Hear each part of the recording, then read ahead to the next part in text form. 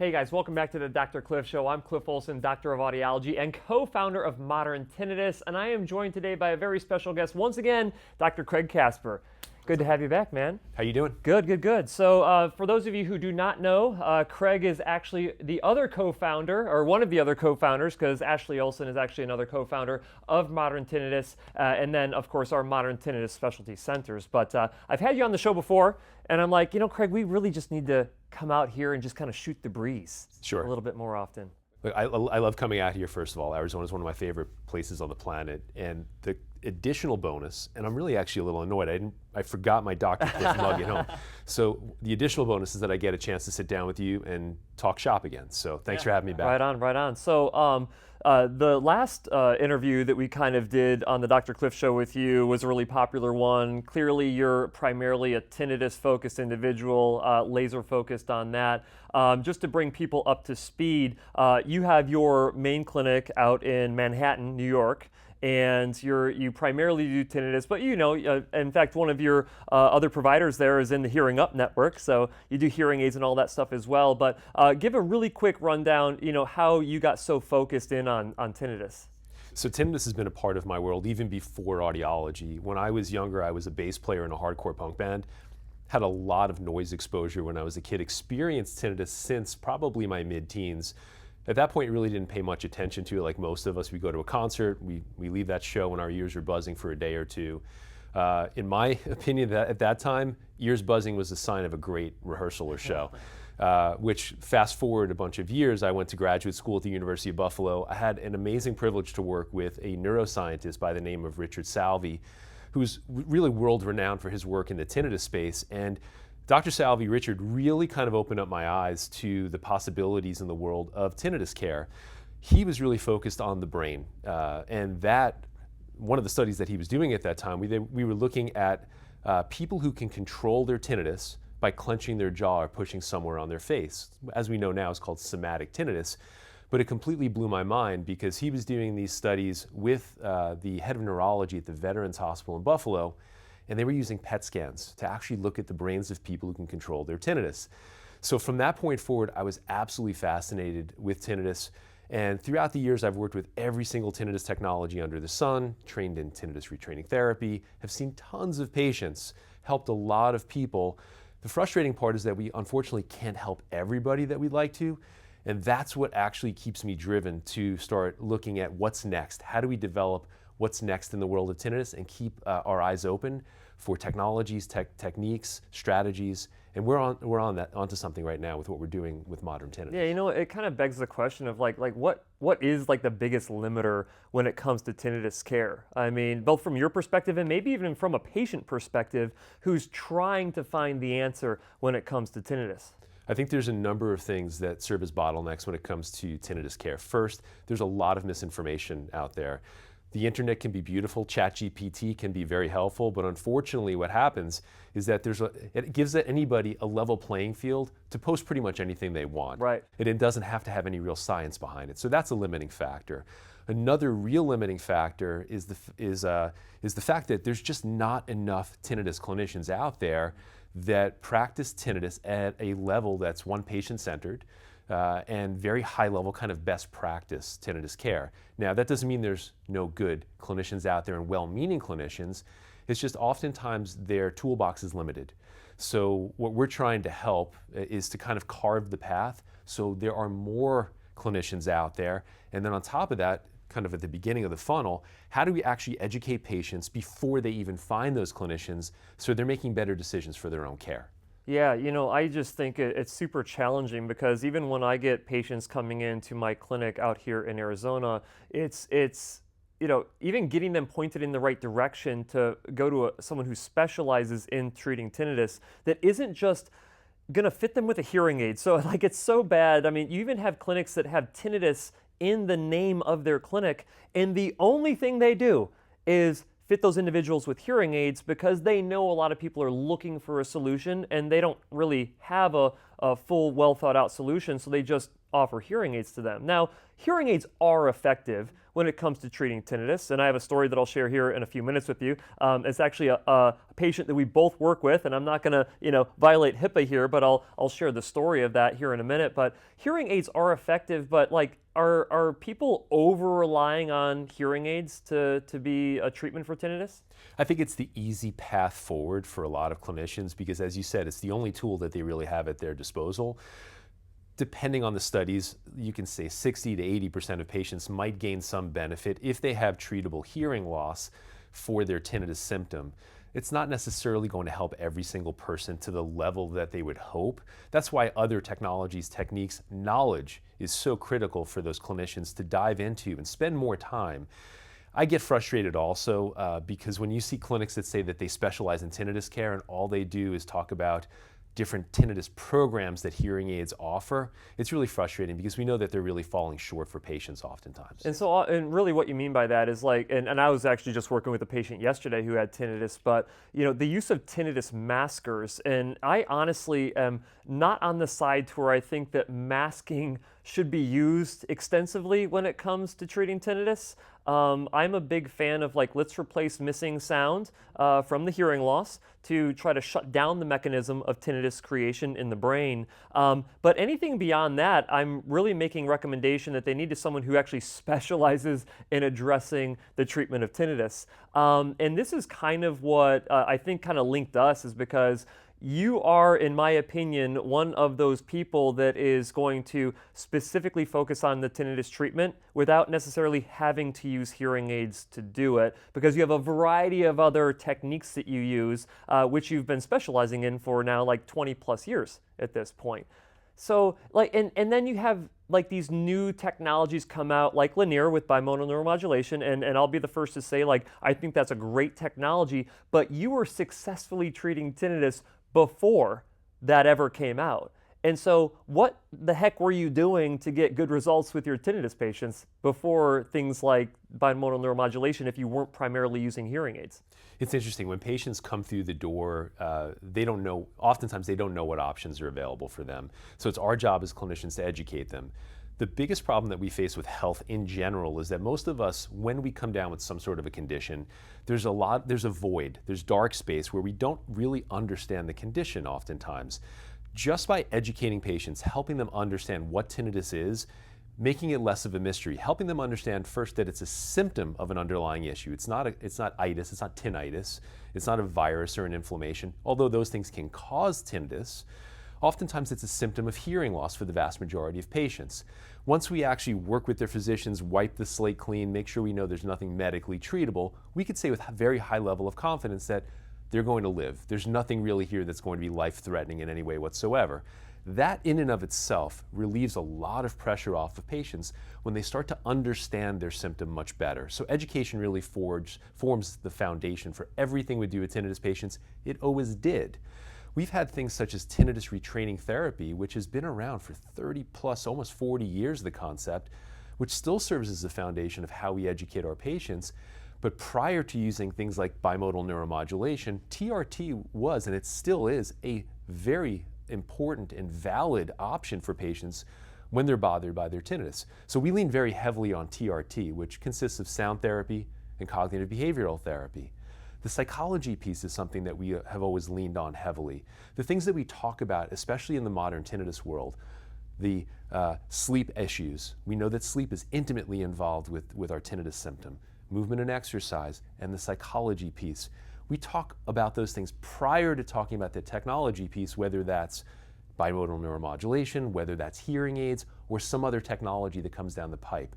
Those are usually the last things that we're talking about with patients. It was kind of funny, ever since we started hanging out more with our Modern Tinnitus project here, I've gotten substantially better at counseling individuals who have tinnitus, because I now realize how many variables go into their tinnitus perception and annoyance. Well, just going back actually to the concept of clinicians who might not necessarily have a real tinnitus focus necessarily, and they're using hearing aids as the primary mode or mechanism for treatment, if they just up their counseling strategies, they're going to do a much better job for those patients even with those hearing aids. So I applaud you, because I think that what you've done over the past couple of years as we're working together is you've literally upped your game. You've gotten a different element of a doctoral degree in tinnitus, which is required to treat patients differently and better. And the counseling probably just makes those patients feel better. It probably does. And no longer do I feel like I'm just a hammer and every patient with tinnitus is a nail, or I'm like, you're going to get a hearing aid, to see if that works. Because I usually tell people about 70% chance that if I treat your hearing loss and treat it well, that you're going to get at least some or all of a reduction as you're wearing the treatment of that tinnitus perception. But then for the other like 30+%, like what the heck do you do with them if you have no additional advice that you can provide for them, right? Essentially, I see that as doing them a disservice if you're not capable of helping them from a counseling side, or if you're not capable of getting them referred to someone who can do that well. But this also kind of brought up, over the course of the time of us partnering together, is that I have no understanding of if a patient is sleeping well. I have no understanding if their stress levels are too high. I have no understanding if they have good movement and exercise, like all the things that you've taught me that are critically important for addressing their tinnitus symptoms. And then that has kind of led to this whole biometric tracking thing that we've been working on, which is just, it's blowing my mind with what this stuff is capable of. So I really want to spend most of the time here today talking about how this biometric tracking is completely changing the way that you're addressing tinnitus and making an already extremely effective tinnitus clinician even better. Yeah, well, biometric tracking, looking at various biomarkers, and we're not talking about genetic biomarkers, we're not talking about blood tests here, we're talking about things that a lot of our current devices that we wear are collecting regardless of whether or not we're treating a tinnitus patient or not, right? We're looking at things like Apple Watches or Whoop bands or Oura Rings, Fitbits, Garmin watches. All of these different technologies exist, and they exist in different spaces to help us understand our bodies in different ways. So if you're training as an athlete, it's really important for you to understand things like heart rate variability, your sleep. Effective sleep is critical for any athlete to perform well.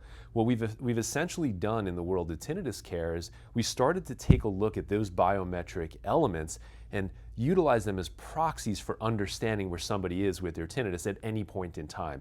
So you're right, it has completely changed the way that we're looking at tinnitus patients, how we're counseling tinnitus patients, but we are definitely at the beginning of truly understanding how to use the biometrics in some ways to get patients to their endpoint faster. So let's talk about sleep, because you already brought up sleep and how that's such an important thing. And I'm thinking like, hey, I get my 7 hours of sleep a night. I'm great, but I still wake up, I feel, like tired and exhausted, things like that. So like, how does doing biometric tracking with our platform actually help us understand what's going on in reality with a patient when they're sleeping? So if we take a look at sleep metrics from kind of the foundational elements, it's not just about quantity of sleep. Everybody says you need a minimum of 8 hours a night and then you're good. That's not necessarily the case. Everybody is wired differently. Some people get by with 6 hours, some people need 10 hours. What's really important are a couple of different variables that we look at. We look at, through the Basecamp, which is our modern tinnitus platform, we're looking at not only sleep quantity, which every night how many hours the person's getting, we're looking at consistency, because getting consistent sleep is just as important. Going to bed each night around the same time, waking up every day about the same time is critical, and sleep consistency leads to better outcomes for us from a performance perspective. We're also looking at the different percentages of time that an individual will spend in each stage of sleep. So as we know, there's different stages of sleep, running from light sleep through deep sleep and REM stages. REM stages are dream state. And what we know is that we're constantly floating in and out of these different stages throughout the course of the night. But the ones that are critical for us in terms of physical restoration, which is deep sleep, and then brain restoration, which is REM sleep, those two elements we're looking at very closely through the Basecamp, especially for patients who have tinnitus. What we saw early on is that a lot of patients who were really bothered by their tinnitus were not getting enough quantity of sleep. Their quality of sleep was also suffering significantly. They were not getting enough deep and REM sleep each night. So those are things that we're starting to look at in a very deep way as we start to counsel patients, where in the past patients would never even, or clinicians would never even think to have conversations with a tinnitus patient about sleep. Now we're actually using it as a central element of everything we do when we counsel those patients. It's kind of funny because I just remember years ago having patients come in who had their primary goal was to treat their hearing loss, but tinnitus was very close second to that. And they would come in and be like, yeah, I just like horrible sleep last night. My tinnitus is screaming at me today. And I'm like, well, how many hours did you sleep? And they're like, well, I slept 8 hours.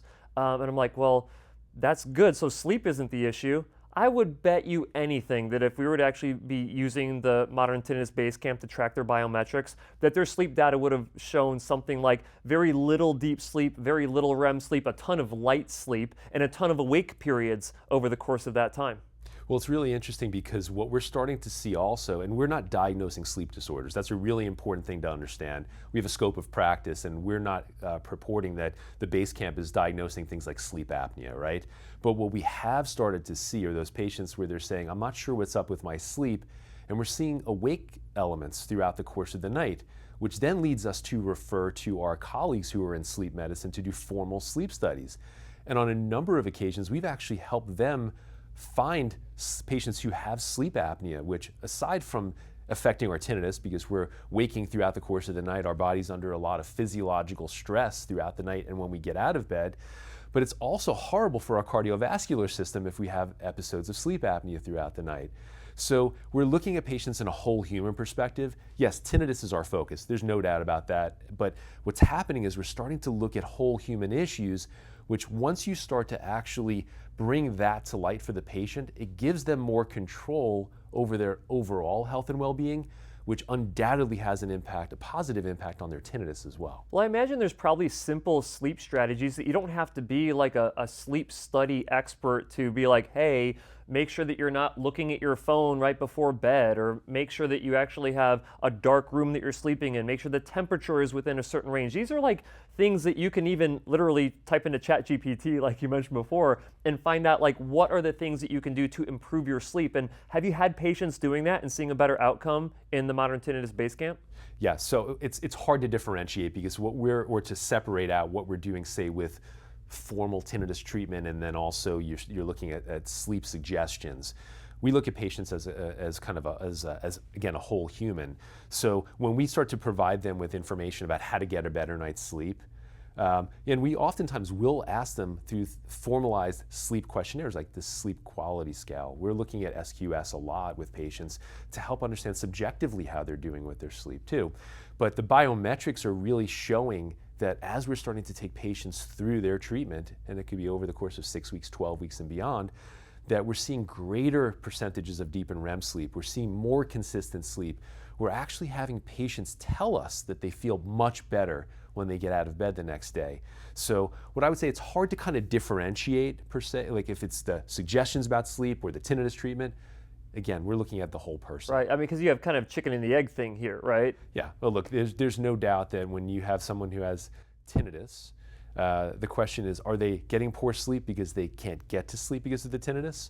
Or is their tinnitus exacerbated in terms of their perception of their symptom because they had a poor night's sleep? And the answer is yes to both. Yeah.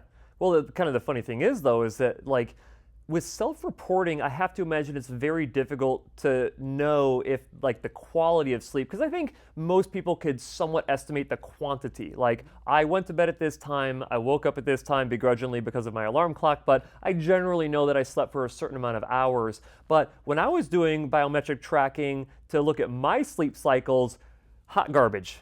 Like, they were really bad. Yeah, and look, I wear a Whoop Band, which is my preferred biometric tracking device. I've used it for a bunch of years. I've used Apple Watch. They all give you similar data.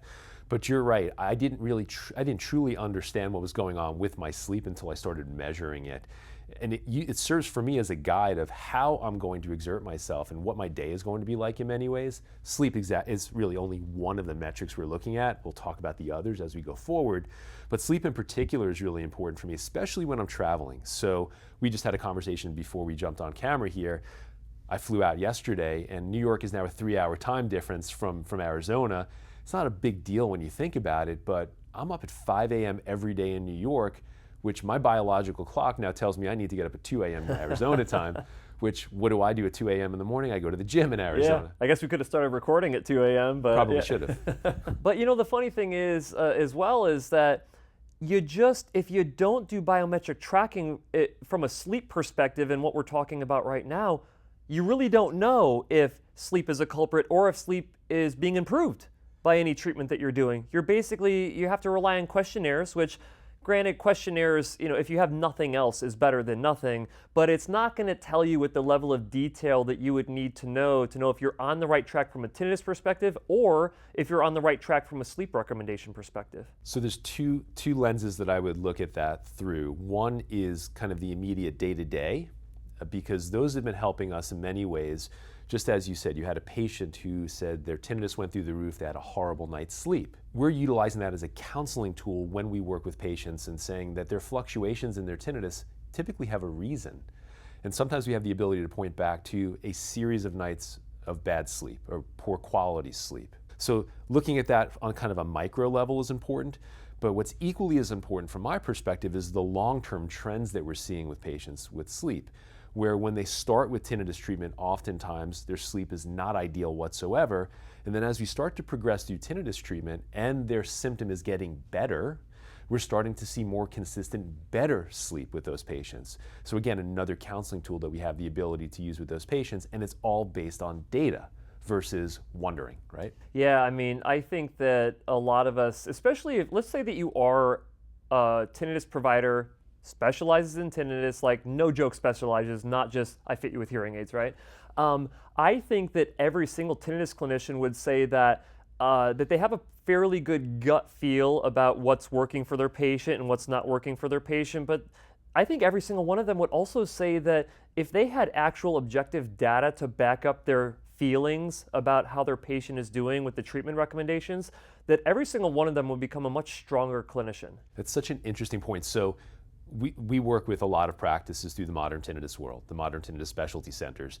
And what surprised me more than anything when we really kind of launched it out into the world, that the practices that signed on first were the real deal tinnitus practices. And the question in my mind, and I think I knew the answer, but I still asked the question of most of them is, why? Why does this matter to you? And for them, their answer was, I need to be, even if it's 1% better, by looking at the data, it's going to help my patients in a way that I've never been able to help them before, which we know it's more than 1% now in terms of improvement of care. But you're right, it's another layer on top of whatever tinnitus treatment they decide for those patients and whatever gut feeling they have in terms of how their patient is doing.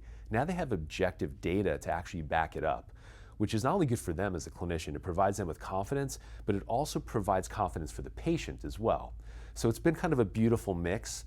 And when we see these outstanding tinnitus clinicians say, it actually leveled me up, that's where the real deal for me is, because we always felt we were kind of stuck with tinnitus for years, and now we've opened up a completely new door to other possibilities for clinicians and patients. So it's really exciting for me personally. I'm glad you mentioned the patient perspective of it, because me as a patient going in to see a medical professional for my personal care, if I'm going to someone who has objective information, so like blood test data, to make a recommendation for like, here's the supplementation that you need to go on, I'm going to look at that and be like, okay, I should probably do those supplements, rather than someone being like, oh, like your eyes look a little cloudy or whatever, like you should do these supplements. I'd be like, okay, like, am I really gonna do what they recommend because they have a gut feel by looking at me and hearing my probably bad reporting about my own, health?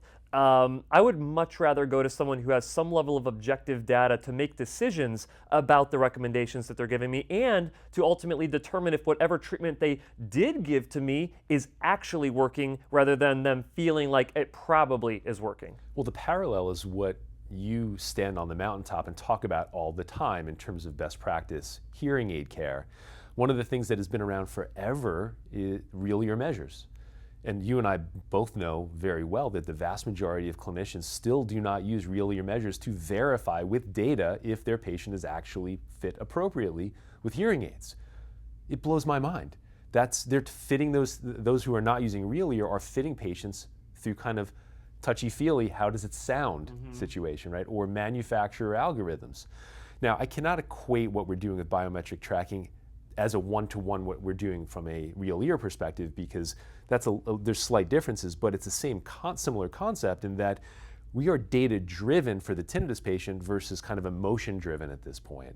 So I love the fact that we have something now that we have at our fingertips as clinicians to, as you said, provide the confidence to these patients that we're actually doing something that is based on real evidence versus kind of thought process and maybes at this point. Well, we've talked a lot about the sleep side of biometric tracking using the Modern Tinnitus Basecamp, but there's other things that we're measuring as well. So I think we briefly talked about movement and exercise as well. So can you kind of explain just foundationally how movement and exercise is important when it comes to addressing someone's tinnitus?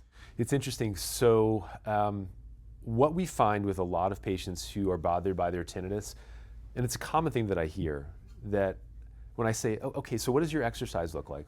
How much exercise you get each week? Well, I used to, but in recent times I haven't because of a variety of reasons. What we know with movement and exercise is that in all of this, there's a lot of studies that actually show this, is that the more active an individual is, the less impact their tinnitus will have on them subjectively. So when we talk about patients getting any sort of exercise, whether that's just going for a walk each night after dinner without their phones, keeping the screens away, rowing, yoga, hiking, weightlifting, anything that's going to get their body moving essentially gets them out of their head and into their bodies, which is really important because what we know of tinnitus patients is that they're highly analytical, thinking humans. They're usually very, very smart, and that's what got them into the problem in the first place with their tinnitus. But if we have the ability to get them out of their thinking mind and into their bodies and into their environment around them, that helps them significantly from a tinnitus perspective. Now, what's even more important is exercise outside. So when we've talked about this before, I think maybe on the last podcast, we talked a little bit about some of Andrew Huberman's work. He's a neuroscientist at Stanford, talks a lot about the visual input and how visual stimuli sometimes or oftentimes can help us understand if we're under stress or if we are actually in a relaxed state. Exercise outside, when we are using our peripheral vision more, actually helps our system to calm down, versus the exact opposite of what most of us as humans are doing right now, is sitting in rooms, looking at glowing boxes all day long that are typically throwing very stressful information at us. That's using our central vision, which tells our system that we're under stress, we should be in fight or flight.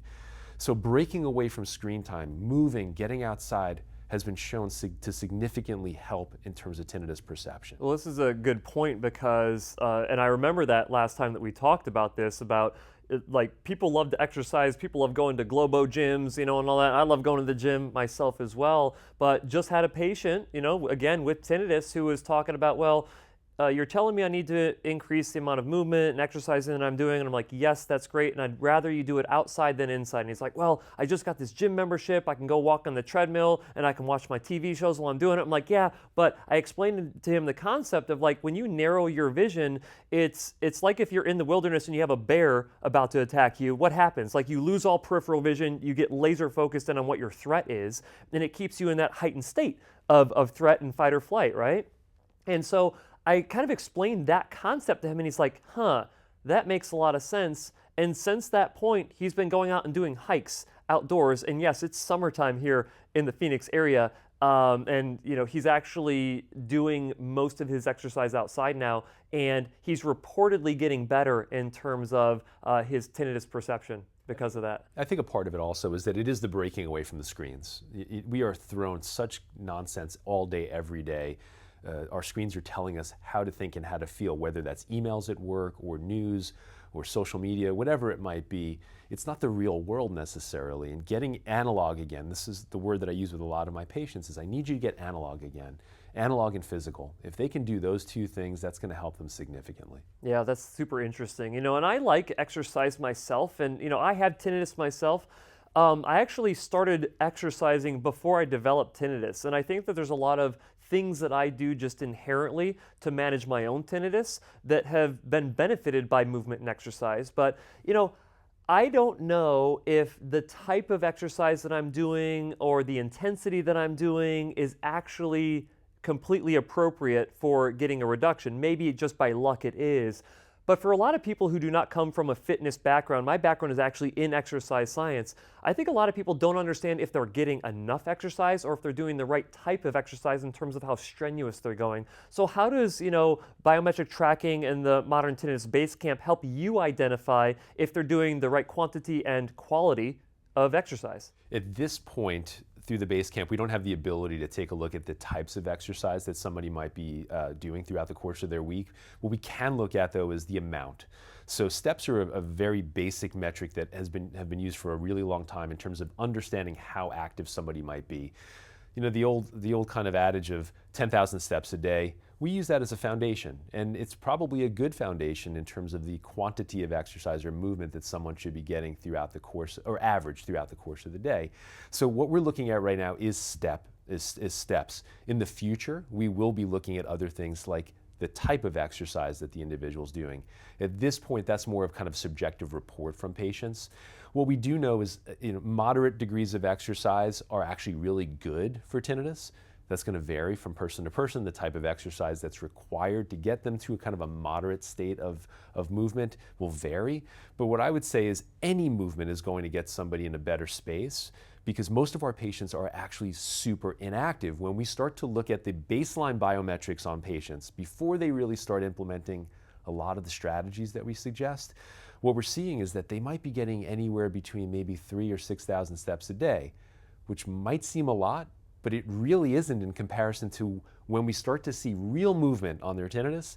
You're starting to see them 10,000, 12,000, 15,000 steps a day, which now they're actually athletes at that point. They're in comparison to what they used to be, right? And that makes a huge difference. So again, it's the trends that we're looking at in terms of what they did prior to treatment, or right at the beginning of treatment, and as we take them through treatment. But I mean, you can go overboard on that too, though, I'm sure, right? So you have some individuals who might be getting, because they're athletes to some capacity, that they're getting 50 to 60,000 steps a day. Now, you're probably not getting that unless you're running, right? Well, look, you bring up a very, very important point here, because when you are training at that level, you're putting your body through a lot of physiological stress. Now, for you and I, you've run races, you've cycled, done triathlons. I've done the same throughout the course of my slightly younger years. I still keep massively active, though, in comparison to most people in my age group, I would say. But training hard is kind of putting our systems through very intense kind of physiological strain, which can work against us in many ways. So we have to kind of keep that in mind when we're working with patients. I've had patients that, anybody that comes to the table with a Garmin watch, they're athletes. Mm-hmm. And there's a lot of interesting conversations I've had with patients saying, okay, maybe we dial back slightly for a period of time, which is very, very hard for type A personality, athletic individual who's used to training and running literally almost a marathon on a weekend, right? But they have to keep in mind that clinicians have to keep in mind, as we're counseling patients, it is very important to look at the excessive exercise patients in our patient pool, because that could work against them. Yeah, this actually speaks personally to me, because I think exercise for me in the past and doing triathlons and all of that was oftentimes I would use exercise as a way to run away from problems that I'm having. And I'm just thinking of it from a perspective of someone with tinnitus. If they're like, you know what, I'm gonna go run 10 miles because my tinnitus is driving me crazy, and they could be inadvertently, from a psychological standpoint, not allowing themselves to cope and address their tinnitus. They're just trying to run away from it, physically and metaphorically at that point. And so I think that you can start to identify through the biometrics, when you start looking at all of these different variables that we're looking at together, that maybe people doing too much movement and exercise, as you alluded to, is actually making the problem worse for them. Well, I think that you bring up an interesting concept here. Again, looking at this person as a whole human, it's not just about the sleep, it's not just about the movement and exercise, it's about all the biometrics that we're looking at on the dashboard, on the Basecamp, that help us understand where that person is. And maybe there's kind of things that we can massage in one direction or another, where if you have the candidate, say, who is running away from their tinnitus, or other problems for that matter, because we know that tinnitus is not just an issue in isolation, it's usually associated with other stress, anxiety types of issues. Maybe we start to talk more about, instead of physically running away from something, maybe dealing with that on the psychology piece, where there's a lot of wonderful psychology tools that we can talk about. And then we're looking at other metrics such as heart rate variability in terms of how we cope with stress. So yes, it's kind of like, how do we move them from an excessive kind of over reliance on one element of coping with something to say there's other ways that we can cope, and there's other ways that we can measure how we're coping with the stressors. Yeah, I like this aspect of like holistic and person-centered care, because, you could collect biometrics on one person and those biometrics are heading in the right direction for them and we're seeing a positive result on their tinnitus, but those types of biometrics for someone else might be a negative thing. So it's really about being able to not just see what their data is, but being able to interpret it in the right direction, and then combining that with all of the counseling and your familiarization with the patient to make better recommendations for them. I think it's really, for clinicians and for patients, critical to understand that biometrics are constant moving targets. There's no one ideal that we meet and then we're there forever. It's fluctuating constantly. That's why patterns are really, really important for us to consider. And when we're counseling patients, we're looking at those patterns. So whether that's sleep, we know sleep will fluctuate. Perfect example I gave you, my sleep is going to be horrible for the next couple of days until I acclimate to Arizona time zone. Other patients might feel sick, and as a result, we're going to see their exercise suffers, their sleep suffers, and as a result, their heart rate variability is likely going to show some change as well. So looking at these as patterns over time, critical, not relying too much on the point in time, which is how we got to this point in the first place, looking at my history with dealing with diabetes throughout the course of time. And we can dive into the elements of finger sticks versus continuous glucose monitors, but it's not looking at only what's happening at that point in time, but looking at what's surrounding that point in time and the patterns that evolve. Yeah, absolutely. And now you mentioned heart rate variability. Now I distinctly recall the last time that you came out here and you were looking at your biometrics for your heart rate variability, and how the heart rate variability was bad because of probably lack of sleep, time zone change, just stress in general. I don't think a lot of people have heard about this term. And so if you're someone watching and you're like, what are they talking about heart rate variability for my tinnitus? What the heck does that have to do with anything? Help them understand, first off, what heart rate variability is, because I first thought it was changes in your heart rate, right? But it's actually it's deeper than that. So what is heart rate variability? So in a very, elementary way, we want to keep it as simple as possible so everybody can understand the foundational elements of what HRV is. Your heart will beat, let's just say you have 60 seconds, 1 minute of time. If your heart beats 60 times in that minute, is it actually beating once every second? No, it's not. There's actual variability between those heartbeats that occurs, and that variability, it's milliseconds. It's tiny increments of time, but there are milliseconds and incremental changes in terms of distance between each heartbeat. That in and of itself is mediated by what's called our autonomic nervous system. Now, the autonomic nervous system controls all of the things in our body that we don't have to think about. Things like our heartbeat, things like our digestion, things like our breathing. The autonomic nervous system is essentially composed of two branches. One branch is called the sympathetic branch, the other is called the parasympathetic branch. Sympathetic is stress, get me going, fight or flight, energy. Parasympathetic is rest, digest, relax. The beautiful thing about this system, the autonomic nervous system, is that there's a delicate balance that occurs between sympathetic and parasympathetic. It's required for us as humans. Sometimes we have to get going, sometimes we have to actually down-regulate our system. But a healthy balance between those parts of the system is essential for a healthy human who's dealing with stressors appropriately. What's amazing is that the balance between those two elements of the autonomic nervous system is what controls our heart rate variability. So the heart rate variability is a metric essentially of how our system is dealing with stressors. When our heart rate variability drops, numbers are lower, meaning the variability between your heartbeats is more symmetric, stable. That means our system is actually more in sympathetic tone. We're stressed. When you start to see more variability in your increased heart rate variability, that means that you're actually diving more into the parasympathetic branch in addition to the sympathetic branch. So you're getting that balance. So in a nutshell, the heart rate variability is a wonderful metric that helps us understand how our system is dealing with stress. And what we've seen, and these are studies that have been done not by us necessarily, but by we've seen this through other wearable companies, when somebody's about to get sick or they're under a lot of stress, our heart rate variability is sunk out. When we start to feel rejuvenated, we're getting more rest, we're able to deal with stressors better, our heart rate variability rises, more variability in our heart rate. So that is a proxy for us to understand how someone's dealing with stress. And then in the reverse direction, if someone has come, and I've seen this with patients time and time again, if someone comes and says, I had a really bad couple of days with my tinnitus, where historically there would be no explanation whatsoever, and then we take a look at something like heart rate variability, and we say, what happened over the past few days? My dog passed away, I was traveling, they were sick, under a lot of physiological stress. Now we have an answer for them.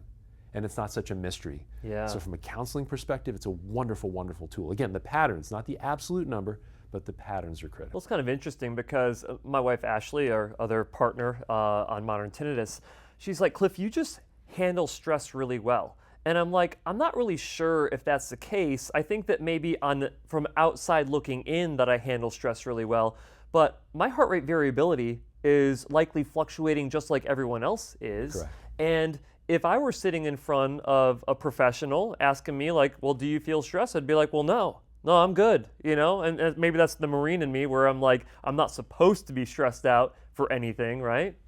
But it's a wonderful way to use biometric data to tell you the truth so you can tell me the truth, which is, no, there's actually something going on here.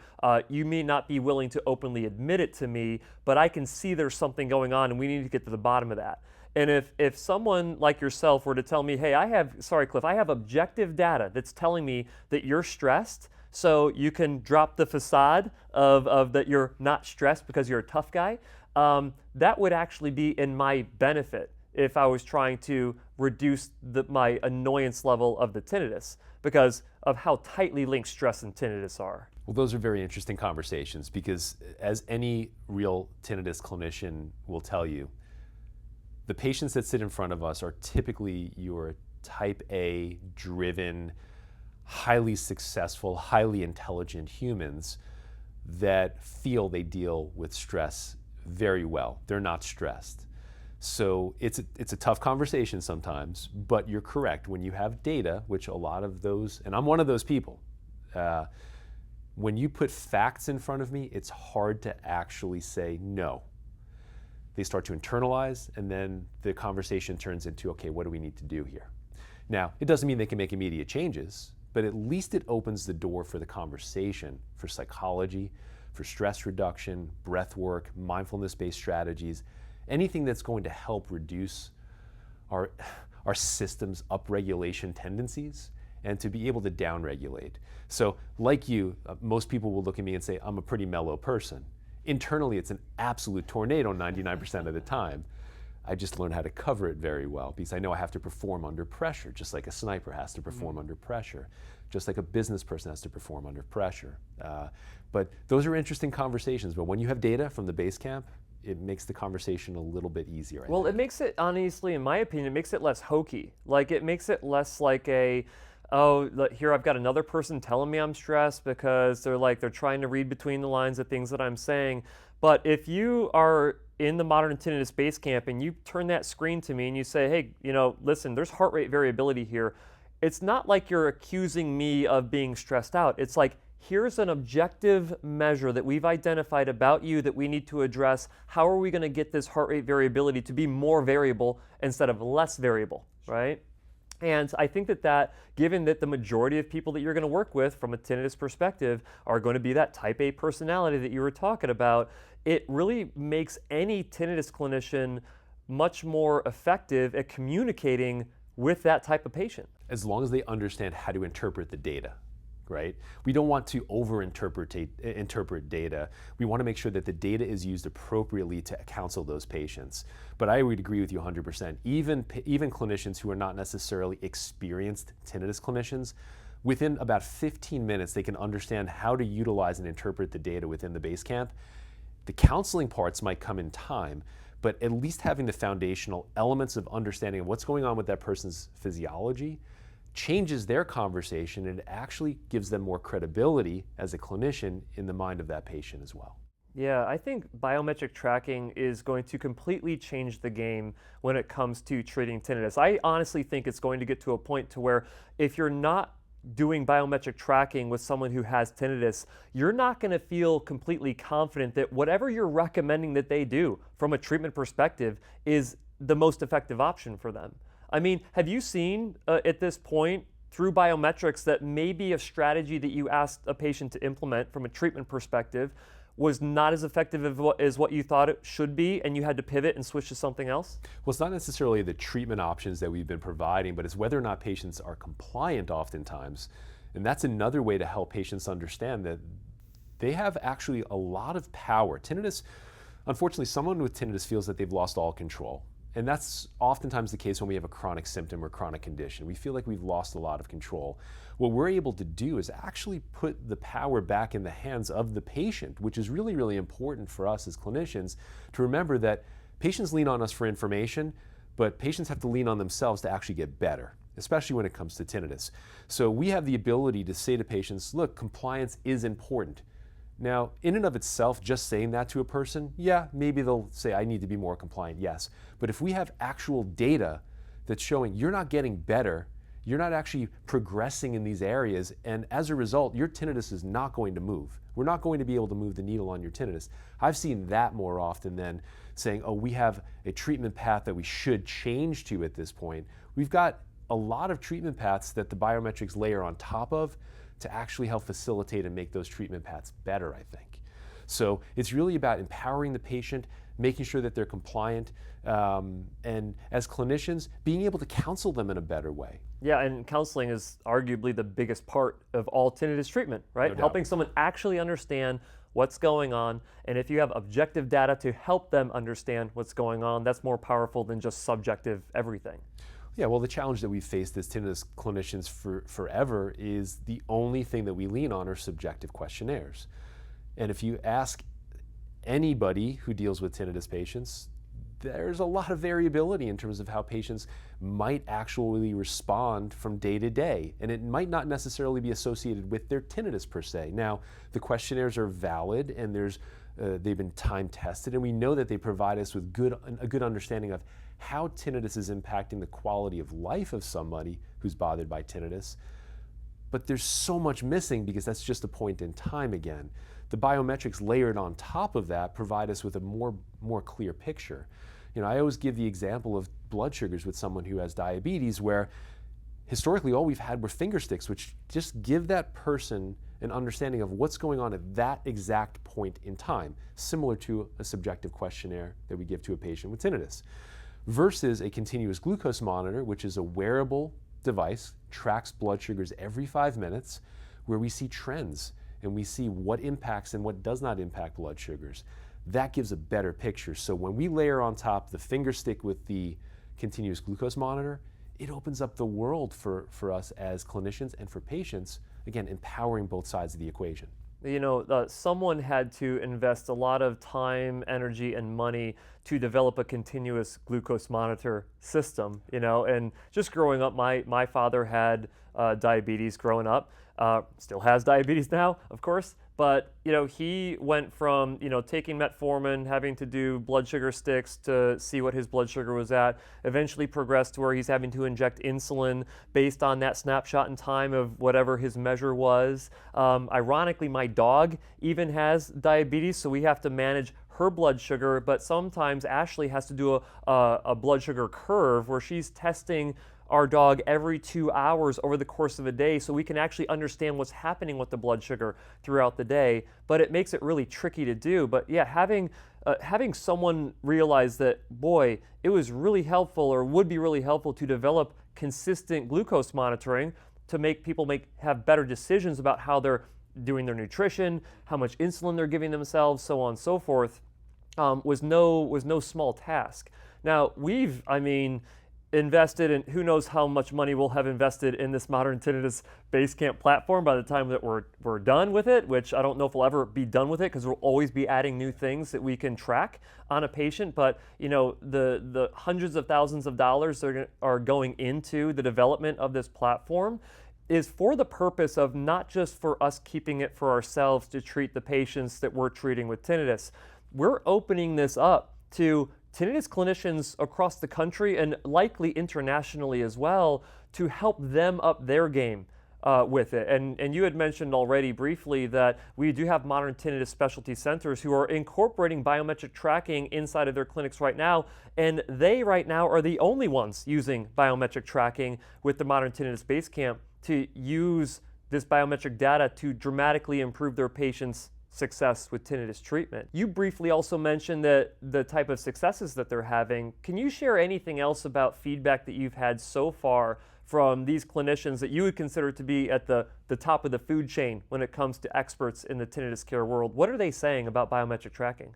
I think the overarching sentiment that we're getting feedback about is how it's actually changed the way they've worked with their patients and counseled their patients. It's opened up a completely different lens in terms of how they are talking to their patients, how they're educating their patients, ultimately how the patients are talking to them, because they know that if your clinician is this embedded and this invested in your care, a lot of patients are coming back to those clinicians with more information than they ever got before, because they know that they're going to use that information to help them get better faster. So overall, it's been that we've opened up a completely different lens in how they're treating tinnitus patients. And then on top of that, it's how their tinnitus patients are becoming more partners in care versus completely just reliant on what the clinician is saying. The patients are taking more responsibility for their own path. So it's been really interesting. So we've been at it with our initial cohort of kind of founding Modern Tinnitus Specialty Centers around the country since January of 2025, just earlier this year. And the ones who have been on board with us since the beginning, you're just seeing the energy that they're bringing to the table, because there's an excitement around tinnitus care. This is something that was kind of an unexpected element that when I think about kind of globally what we're doing with modern tinnitus, unfortunately tinnitus care has been sort of stale and stagnant. Now, when linear was introduced, there was a lot of energy in our field and a lot of energy with patients. But now there's even more energy because we're doing something completely different for tinnitus patients that has never been done before. Again, you talked about this proprietary platform, and we've got all these patents pending on our processes at utilizing biometrics. So these are the only practices that can do it right now, the ones that are trained on it. But there's a different energy that they're bringing to the table that I know that ultimately is going to benefit the tinnitus community, clinicians, and patients alike. So for us to serve as a catalyst for that is super, super exciting for me as well. Well, it's super exciting to see how far we've come from the initial development of modern tinnitus, and how it's kind of pivoted towards, like, we're not trying to just build big tinnitus clinics ourselves. Like, that's just limiting. That's not going to help as many people who have tinnitus across the country and around the world. And ultimately made a decision to, like, hey, listen, we have a way that we can dramatically improve how clinicians can help their patients with tinnitus. Let's not keep it for ourselves. Let's share it with the clinics who want to actually come on board, learn how to use it, learn how to implement it with their patients, and to see how open clinicians have been to learning a new way of doing things, or not even a new way of doing things, an enhancement of their own tinnitus clinics has been really, it's been really rewarding from my perspective of it.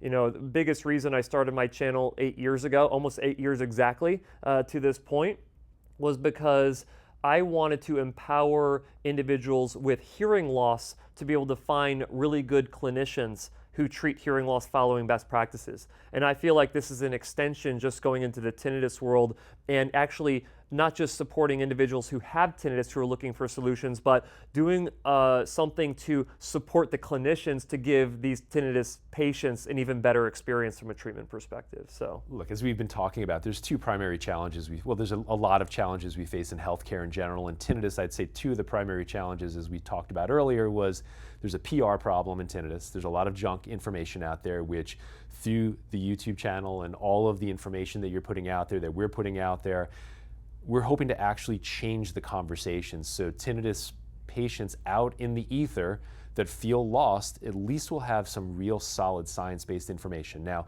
there are other resources out there, and you've talked to Patrick Lynch from the ATA, and there's a lot of places like that to get good solid tinnitus information, but there's a lot more noise out there than we care to talk about right now. So what we're doing from a modern tinnitus educational perspective for patients is bar none probably the best content that patients will see. On top of that, helping to get those patients in the hands of the right clinicians who are focused on what we would consider a foundational best practice in tinnitus care. We're not dictating what those practices are doing. We're enhancing, we're actually providing knowledge, we're providing connection. I've said this time and time again to our specialty centers and to prospective specialty centers. Tinnitus is very different because there's not a competitive element across practices necessarily. There's a very giving and kind of cross-pollination element across practices where we want to help other practices do their job better because we know that patients are suffering. We know that there's not enough of us out there. So what we see within the modern tinnitus ecosystem is a lot of crosstalk and a lot of pollination of ideas, and that will just continue to expand and blossom over time because the more people that we have in this mix, the more great ideas and the more we'll be able to actually perpetuate those ideas outside of our circle. So that's the really exciting part of it as well, where we've got the educational part that we're doing together and the good work that you're doing on the YouTube channel, and then hopefully getting all those other clinicians out there to think differently, perform differently, talk differently, and help more people. Absolutely. Well, Craig, it's been a pleasure again having you back on the show. You're always welcome back whenever you're up to waking up at 2 in the morning to go do workouts in the morning. But nevertheless, always appreciate the discussion on tinnitus, something that we do not do enough of on the channel here, considering how many people have tinnitus and are suffering from that. But a lot of good work being done. Guys, as you can see, we're kind of like, what is it, the duck analogy, where like you see the duck just kind of, cruising on the top of the water, everything's calm, but underneath the surface, like their little flippers, or what are they? Yeah. Their feet are going crazy. There's a ton going on underneath the surface. It's the amount of conversation that we have asynchronously in Zooms. It's nuts.